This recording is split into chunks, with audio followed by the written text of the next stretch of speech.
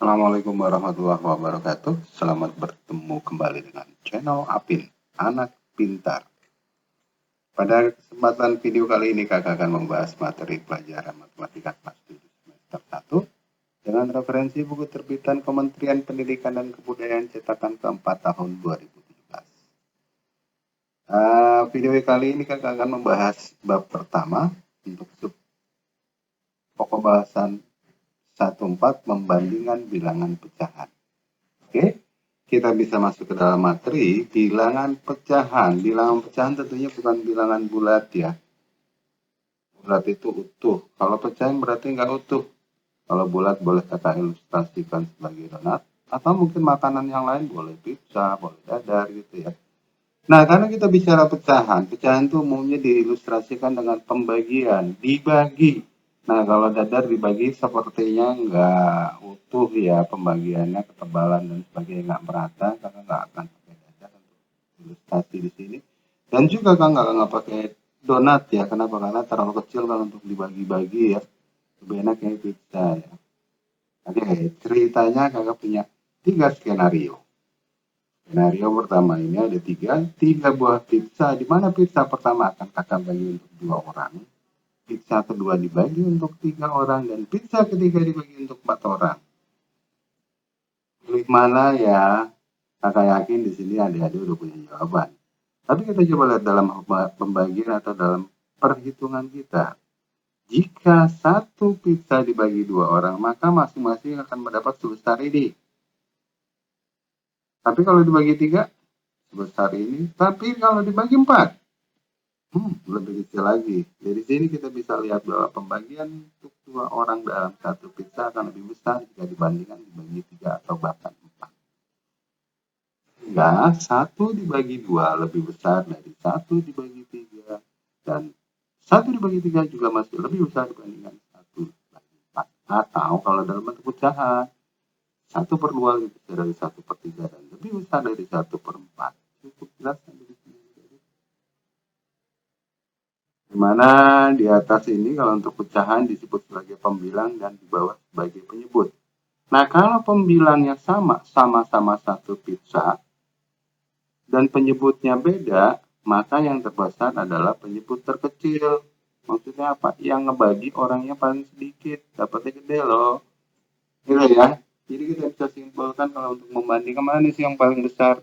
Kalau penyebutnya sama semua, ambil yang pembilangnya paling kecil, itu yang terbesar. Cukup jelas, maka 1/2 lebih besar dari 1/3. Skenario lain. Sekali lagi, kakak masih menggunakan pizza juga yang sama dibagi untuk 2 orang. Jadi 1 dibagi 2. Skenario berikutnya, di sini ada 2 pizza. Tapi dibagi bukan buat 2 atau 3 orang. Ternyata dibagi untuk 4 orang, sehingga bisa dituliskan dengan 2 bagi 4. Dan skenario terakhir adalah 3 buah pizza dibagi untuk 6 orang, atau 3/6. Sekali lagi, mana sih yang paling besar? Jadi ada milih masuk kelompok pertama dengan 1 pizza buat 2 orang, atau kelompok 2 pizza untuk 4 orang, atau bahkan kelompok 3 pizza untuk 6 orang. Oke, kita coba lihat. Jika satu pizza ini dibagi 2, maka masing-masing akan mendapatkan besaran seperti ini. Tapi kalau yang 2 pizza dibagi 4, kita potong untuk orang keempat, untuk orang ketiga, untuk orang kedua, dan kira-kira masing-masing akan menerima bagian sebesar ini. Ternyata 1 dibagi 2 sama besar loh dengan 2 dibagi 4. Pun demikian untuk 3 pizza dibagi 6, orang ke-6, ke-5, ke-4, ke-3. Tinggal 1 pizza untuk berdua, 2 dan terakhir. Atau per orang mendapatkan besaran yang sama. Sekali lagi kita lihat besaran yang sama loh. Berarti bisa disimpulkan 1 dibagi 2 sama dengan 2 dibagi 4 dan juga sama dengan 3 dibagi 6. Atau kalau dalam pecahan kita bisa tulis 1/2 sama dengan 2/4 sama dengan 3/6. Gimana? Kok bisa gini sih Kak? Kita bisa lihat 1/2 itu kan pada dasarnya 1/2 dikali 2 kali 2 kali 3 kali 3 kali dan seterusnya. Kok dikali 2 kali 2? 2 kali 2 itu kan 1. 1/2 dikali 1 nggak akan berubah hasil dong. Nah, cuman 1 ini boleh kakak ganti dengan 2/2, 3/3, 4/4, dan seterusnya. Sehingga 1/2 dikali 2/2 akan mendapatkan 2/4. Kita lihat 1/2 sama dengan 2/4, gitu ya. Atau 1/2 kalau kakak kali dengan 3/3 akan didapatkan 3/6. Atau sekali lagi kita lihat 1/2 itu sama atau setara dengan 3/6. Kalau boleh disimpulkan, 1/Y sama dengan 1/Y dikali X per X. Catatannya X-nya harus sama atas bawah ya. Boleh 2/2, 3/3, 4/4, 5/5, 1000/1000, 10/10, 15/15. Silakan, asal X atas bawahnya sama. Cukup jelas? Atau kita lagi ya, kakak ganti aja dengan lingkaran aja deh. Supaya daerahnya lebih jelas. Di sini kenapa? Karena kakak akan menggunakan metode arsiran. Perhatikan, jika satu lingkaran ini kakak bagi dengan 2, potong 2. Gitu ya. Bagiannya sama kiri dan kanan, di mana yang diarsir adalah bagian yang satu. Duanya yang sebelah kanan, bukan. Duanya adalah kedua bagian yang ada, yang diarsir dengan yang tidak diarsir. Jadi 1 dari 2 bagian, boleh dinyatakan demikian. Nah, kalau 1/4 seperti ini. 4 sama rata ya, catatannya sama besar ukurannya. Bagi 4 sama besar. Dan juga 1/6 sama besar 6 bagian. Nah, 1/2 ini kalau kakak coba bandingkan antara 1 dengan 1/4. Kalau 1/4-nya kakak tambah lagi berarti ada 2 dong 1/4-nya gitu ya. Kalau digabung gimana? Kita bisa lihat ternyata luas 1/2 dengan 1/4 sama. Maaf, 2/4 jadinya di sini ya, karena 1/4-nya ada 2. Dan yang 1/6. Di sini ada 3 buah 1/6. Kalau kakak gabung. 3 buah per 6 berarti 3/6. Maka bisa disimpulkan 1/2 sama dengan 2/4 sama dengan 3/6. Sama dengan persamaan sebelumnya ya. Kira-kira demikian. Oke? Dan kalau dituliskan seperti ini, 1/2 sama 2/4, 3/6, atau juga sama dengan 1/2 dikali X per X. Atau X-nya sama. Dimana boleh dibaca pecahan ini atau perperan ini dibaca sebagai X dibagi Y. 1 dibagi 2, 2 dibagi 6 gitu ya. Atau X dari Y bagian. Tadi kita lihat 1 dari 2 bagian. Jadi kita mengambil 1 dari 2 bagian. Ilustrasi yang lain, coba perhatikan di sini. Masih setengah atau 1/2. Boleh diilustrasikan dengan persegi asal luasannya sama kedua perseginya. Atau segitiga asal luasannya sama. Ini sepertiga. Berarti 1 diambil dari ada 3 bagian. Atau 1 dari 3 bagian. Atau 1 yang diarsir dari 3 bagian yang ada. Begitu ya. Kalau dalam persegi boleh seperti ini. Dan begitu juga dengan segitiga. Yang penting luas tiap bagiannya sama. Dan ini 1/4. Loh, bentuk perseginya nggak manjang, Kak. Silahkan bentuk perseginya bebas. Nggak harus manjang ke kanan atau horizontal. Boleh vertikal, boleh bertumpuk-tumpuk. Silahkan. Yang penting jumlah atau besarannya sama setiap bagiannya. 4-4-nya sama. Bagi rata ya. Begitu juga dengan bentukan sepertiga. Ini 1/6. Sama ya, satu bagian dari 6. Tapi kalau ini dinyatakan apa pecahannya? Ini bagiannya ada 3 loh. Yang diambil berapa? Yang diarsir berapa? 2. Jadi dinyatakan dengan 2/3. Gitu ya. Nah ini ilustrasinya kalau kita punya 2 pizza dibagi buat 3 orang. Nah bingung deh. Pizzanya cuma 2 Kak, orangnya 3. Gimana cara baginya? Setiap pizza yang 2 pizza tadi bagi 3 aja. Sama rata. Kan jadi dari kedua pizza itu yang 1 3, yang 1 3. Jadi 6 pizza dong, 6 potong maksud kakak. Nah dari setiap 6 potong itu orang yang ada 3 orang ini masing-masing mendapatkan 2 bagian. Ini yang dinyatakan 2/3 atau bentukan arsiran seperti ini. Kan 2 bagian dari 3 bagian yang ada. Cukup jelas? Kata persegi, segitiga, atau di sini 3/5. Ada 5 bagian yang diambil atau yang diarsir ada 3. Jadi 3 dari 5 bagian. Begitu ya? Ada 3 pizza dibagi 5 orang. Nah loh, nggak pas 1 setiap orang. Gimana cara baginya? Dari 3 pizza tadi potong masing-masing 5 bagian yang sama. Dan dari setiap bagian yang ada, setiap orang dari kelima orang tersebut mengambil 3 bagian.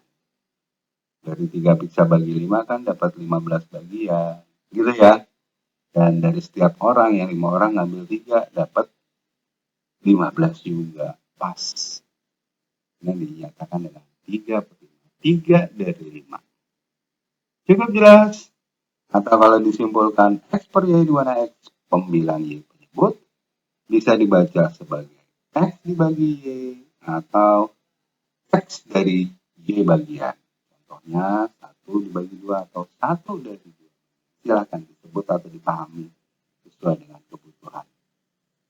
Oke, ilustrasi yang lain atau contoh yang lain. Kita suruh membandingkan. Tadi kita udah bandingkan 1/2, 1/3, 1/4, dan seterusnya.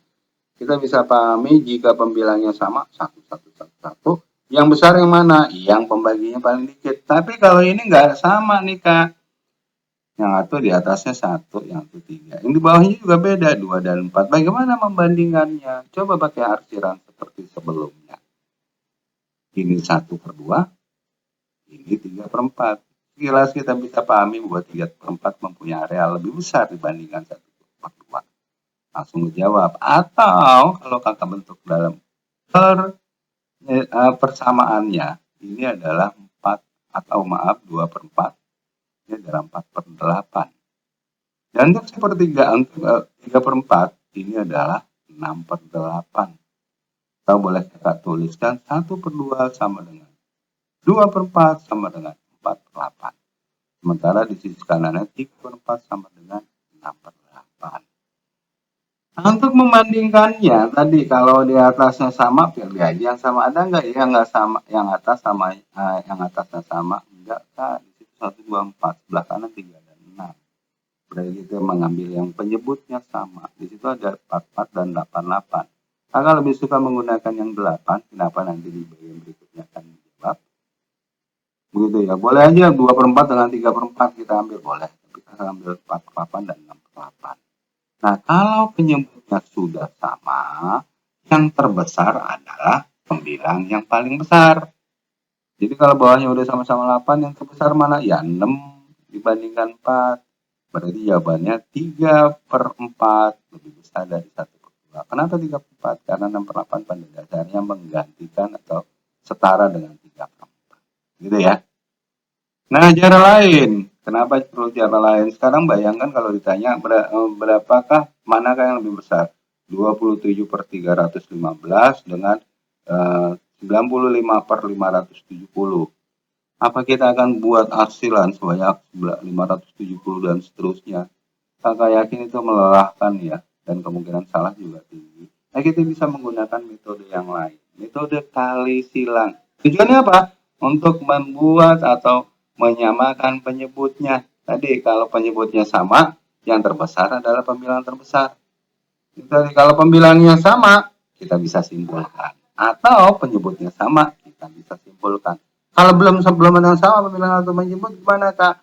Buat sama. Cara membuatnya dengan menggunakan kali. Tinggal persamaan yang di sisi kiri kita kali dengan pembagi di sisi kanan bawah. Kita lihat 1/2 dengan 3/4. Berarti 1/2 dikali pembagi di kanannya. Dalam hal ini 4. Kalau dikali 4 jadi berubah dong angkanya. Kalinya jangan 4, kalinya 4/4. Kan dikali 4/4 sama aja dikali 1. Dikali 1 nggak ngerubah hasil dong. Gitu ya. Sementara sisi kanan kita kali silang tadi 3/4 dikali pembagi di sisi kirinya. Atau 2 berarti dikali 2/2. Maka hasil perkaliannya 1/2 dikali 4/4 adalah 4/8. Dan 3/4 dikali 2/2. Atas kali atas, bawah kali bawah ya. Kalau kali pecahan 6/8. Sehingga di sini kita lihat bawahnya sudah sama. Berarti yang terbesar adalah 6. Dalam hal ini 6 mewakili 3/4. Cukup jelas? Begitu ya. Nah, bagaimana kalau soalnya seperti ini? Tentukan urutan pecahan berikut dari yang terbesar. Ternyata ada 4 pecahan. Kalau kita menggunakan metode kali silang, kira-kira seperti ini. Maka angka 7 atau pecahan pertama harus kita kali dengan pembagi di 3 pecahan yang ada. 7/24 kali 6/6 kali 3/3 kali 8/8. Kira-kira seperti ini bentukannya. Ini metode kali silang. Dan pecahan kedua, 3/6 dikali 24/24, 3/3, dan 8/8. Dan ketiga, 1/3 dikali 24/24, 6/6, dan 8/8. Wow, panjang ya. Dan pecahan terakhir, 3/8 dikali 24/24, 6/6, dan 3/3. Cukup panjang dan melelahkan ya. Di dalam kurung kita kali dulu. 6 kali 3 kali 8, 144, dan seterusnya. Kali silang, perkalian pecahan, 7 kali 144 dan 24 kali 144 didapati 1008 dan 3456 dan seterusnya. Karena penyebutnya sudah sama gitu ya. Tinggal kita lihat mana yang terbesar. Yang terbesar adalah pembilang dengan nilai tertinggi, dalam hal ini 1728 sebagai angka terbesar dan 1296 nomor 2. Sehingga kalau kita setarakan dengan persamaan pecahan awal, yaitu 7/2, 4, 3/6, 1/3, dan 3/8, maka urutan yang terbesar adalah 3/6, 3/8, 1/3, dan 7/2. Cukup jelas?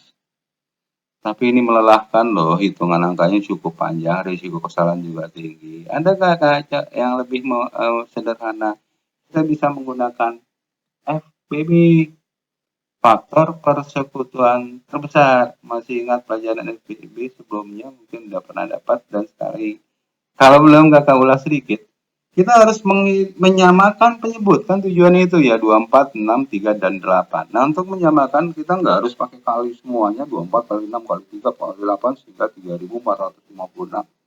Kita bisa cari persekutuan terbesar dari ketiga atau keempat pembagi ini dengan menggunakan pound faktor. Pound faktor adalah pembagi dengan bilangan prima ya. Bilangan prima itu adalah bilangan yang cuma bisa dibagi dengan dirinya sendiri atau satu, nggak bisa dibagi yang lain. Misalnya 2, 3, 5, 7, 9 prima nggak? 9 bisa dibagi 9 dan juga bisa dibagi 3 loh, berarti bukan prima. 11 prima, 13 prima, 15 bukan prima loh. Kenapa? Karena bisa dibagi 3 dan juga bisa dibagi 5. Sehingga pound faktor untuk 24 itu adalah 24 dibagi 2, dibagi prima terkecil dulu ya, dibagi 2. Sampai dibagi 2 nggak bisa, baru kita bagi prima berikutnya. Kalau masih bisa dibagi. 24 bagi 2, 12, 12 bagi 2, 6, 6 dibagi 2, 3. Selesai. 3 itu udah prima, udah nggak bisa dibagi lagi. Sehingga hasilnya untuk faktor dari 24 adalah 2 kali 2 kali 2 kali 3 atau 2 pangkat 3 dikali 3. Cukup jelas? 6 faktornya adalah 2 dan 3. Gitu ya. Berarti 2 dikali 3. 3 adalah bilangan prima, berarti nggak punya faktor lagi. 8 faktornya adalah 2, 2, dan 2. Atau 2 pangkat 3. Sehingga kalau kakak lebih suka menuliskan rata supaya kelihatan angka-angka faktornya. Jadi kita bisa lihat yang membangun 24, 6, 3, dan 8 ini adalah angka 2 dan angka 3.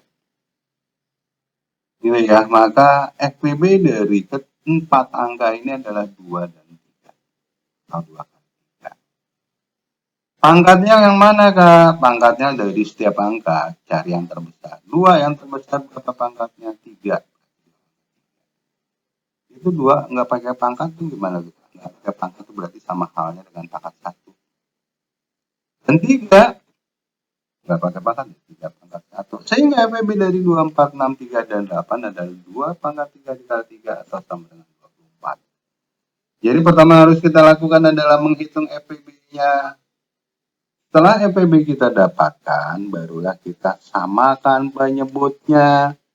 Gimana menyamakan penyebutnya? Penyebutnya itu harus sama dengan 24. Perhatikan pecahan pertama, 7 per 24. Udah 24 tak?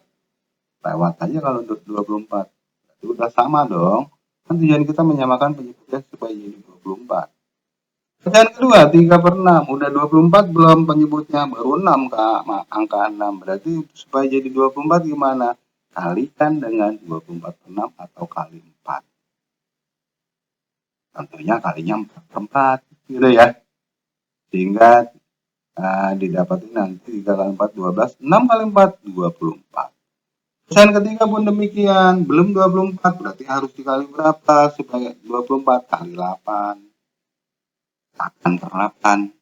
Pecahan ketiga baru 8 Kak, belum 24. Supaya 24 kali berapa? Kali 3 atau kali 3 per 3.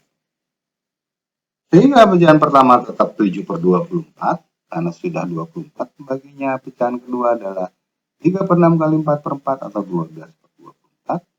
Pecahan ketiga adalah 8 per 24 dan 9 per 24. Cukup jelas? Penyebutnya sudah sama, tinggal kita lihat pembilang terbesar. Kita lihat terbesar 7, 12, 8, dan 9. Paling besar ya 12 lah.